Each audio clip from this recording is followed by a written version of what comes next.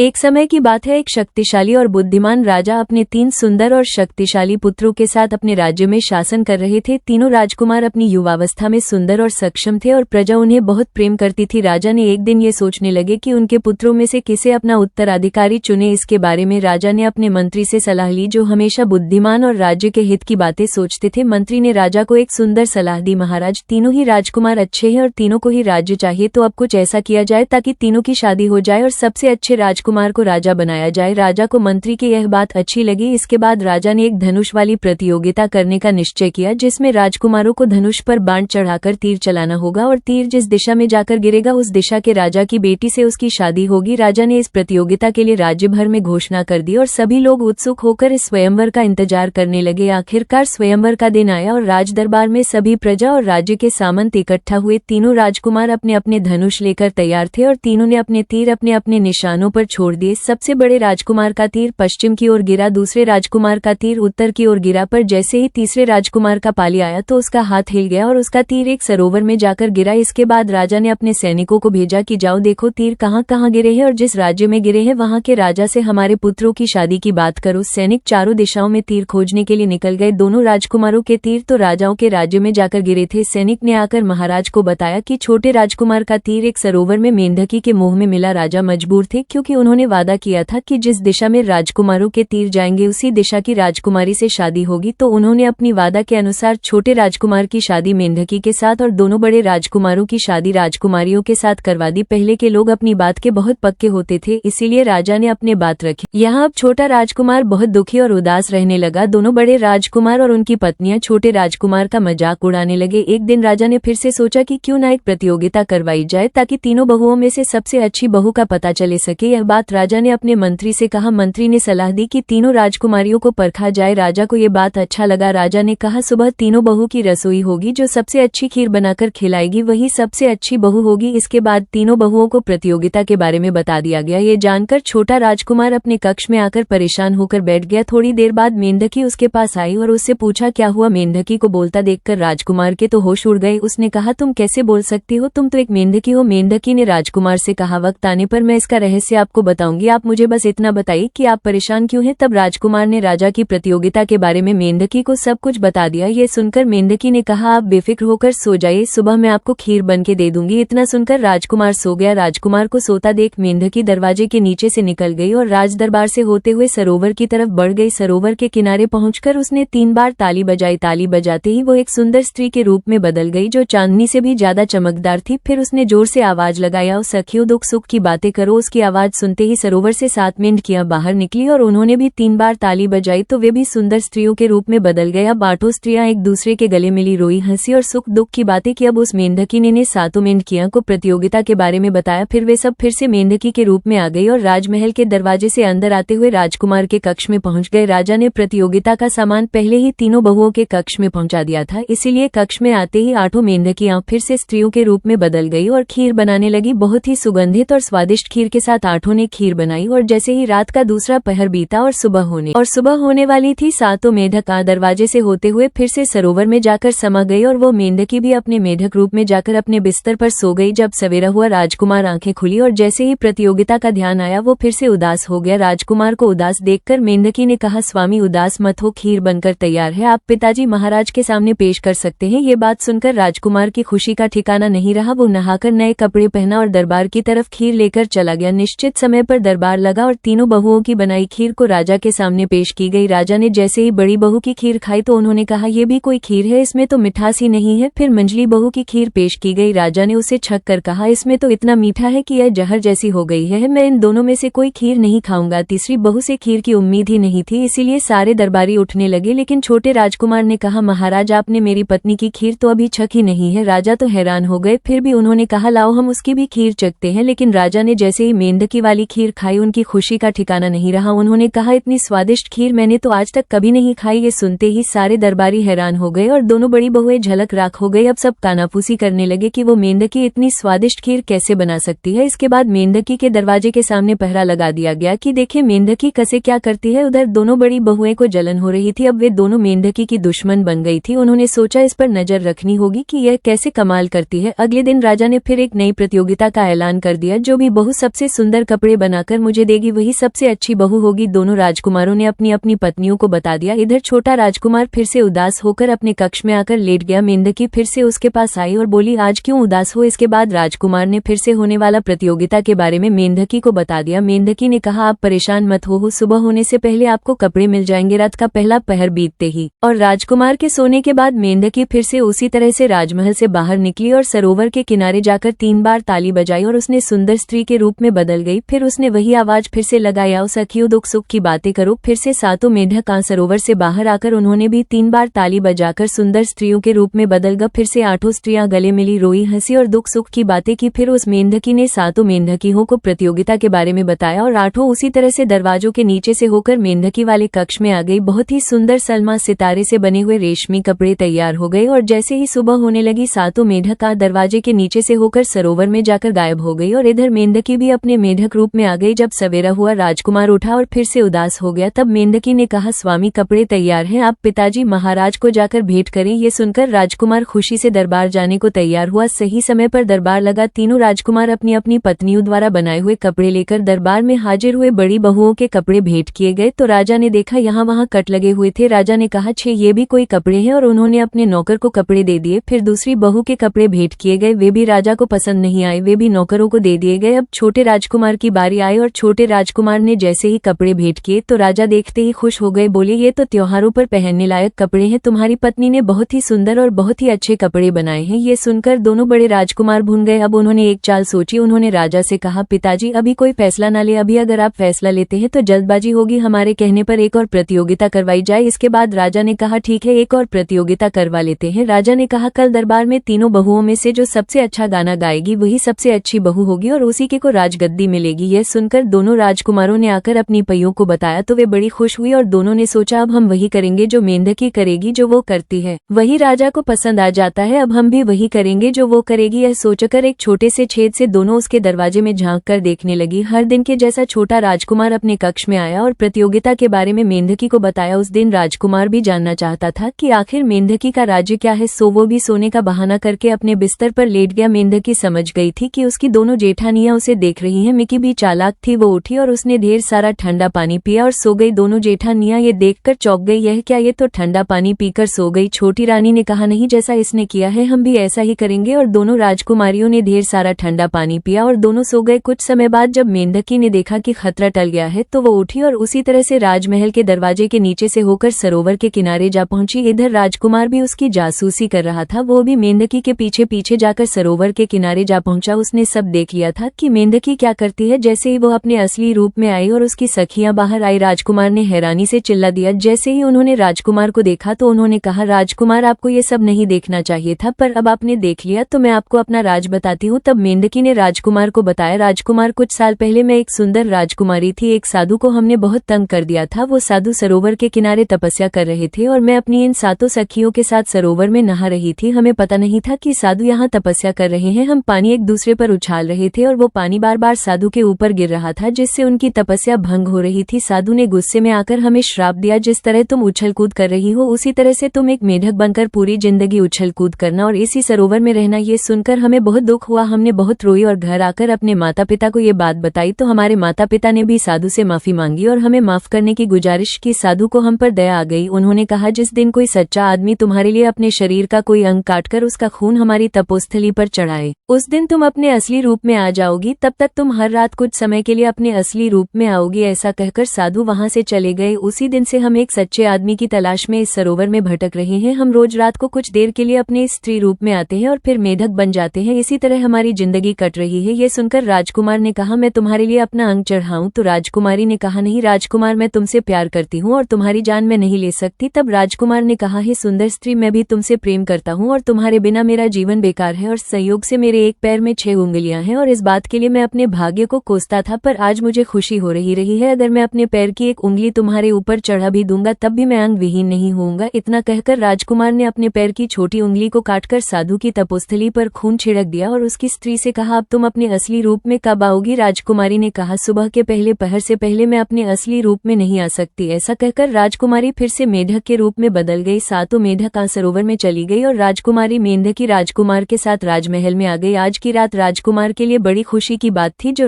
राजकुमार अपने भाग्य को कोसते थे। आज वे अपने भाग्य पर गर्व कर रहे थे और बार बार मेंढकी को देख रहे थे कि वो स्त्री रूप में आई या नहीं। रात जैसे आंखों में कट रही थी। जैसे ही सुबह हुई और राज दरबार सजा, सब लोग राज दरबार की तरफ जाने लगे। दोनों बड़ी बहुएं भी अपने पतियों के साथ राज दरबार में पहुंच गई। छोटा राजकुमार भी मेंढकी को एक टोकरी में रखकर राज दरबार में पहुंच गया और बार बार टोकरी की तरफ देख रहा था कि मेंढकी स्त्री रूप में आई या नहीं। जैसे ही दरबार सजा, दोनों बहुएं बहुत खुश हो रही थी। आज तो बाजी हमने ही मारनी है, हमने वही किया है जो मेंढकी ने किया है। पहले बहू का नंबर आया। जैसे ही गाने के लिए उसने मुंह खोला, उसका गला बैठ चुका था, उसके गले से आवाज ही नहीं निकल रही थी। दूसरी बहू की बारी आई। दूसरी बहू का भी वही हाल था। सारे दरबारी ठहाका लगाकर हंसने लगे, अपना मजाक उड़ता हुआ देखकर दोनों बहू अपने सिंहासन पर जाकर चुपचाप बैठ गई। अब क्या था? इसके बाद राजा ने कहा, क्या प्रतियोगिता यही खत्म करें, क्योंकि मेंढकी से तो उम्मीद ही नहीं है। इस पर राजकुमार ने कहा, नहीं महाराज, जब आज तक मौका दिया है तो आज भी मौका दिया जाए। सभी दरबारी कानाफूसी कर रहे थे कि अब क्या यही दिन देखना है कि मेंढकी गाना गाएगी। तभी अचानक से टोकरी के पास एक प्रकाश फैला, इतना तेज प्रकाश की सबकी आंखें चौंक गई और मेंढकी एक सुंदर स्त्री के रूप में बदल गई। सब लोग एक तक उसे देखते रह गए। इतनी सुंदर कन्या उन्होंने आज तक कहीं नहीं देखी थी। वो कन्या राजा के सामने आई और दोनों हाथ जोड़कर प्रणाम किया और गाने की अनुमति मांगी। राजा ने आज्ञा दे दी। जैसे ही उस कन्या ने गाना शुरू किया, सारे राज दरबारी मंत्रमुग्ध हो गए। ऐसा गाना उन्होंने आज तक कभी नहीं सुना था। गाना खत्म हुआ और सारे दरबारी जैसे उसके गाने में खो गए थे। थोड़ी देर बाद उनकी तंद्रा टूटी तो उन्होंने तालियों की गड़गड़ाहट से उसके गाने की तारीफ की और सबने उस कन्या की बहुत प्रशंसा की। राजा भी उससे बहुत खुश हुए और उसे मेंढकी होने का राज जानने को चाहा। राजकुमारी ने सब कुछ राजा को बता दिया। उसके बाद राजा ने सबसे अच्छी बहू का गौरव अपनी छोटी बहू को दिया और छोटे राजकुमार को अपना उत्तराधिकारी बना दिया। कुछ समय बाद दोनों की फिर से रीति रिवाज के साथ शादी कर दी गई। दोनों राजा रानी बने और खुशी खुशी महल में रहने लगे। दोस्तों, आपको हमारी यह कहानी कैसी लगी हमें कमेंट करके जरूर बताएं। अगर हमारी यह कहानी आपको पसंद आई हो तो कृपया इसे लाइक और शेयर करें। इसके साथ साथ हमारे चैनल को सब्सक्राइब करना ना भूलें। जय सीताराम।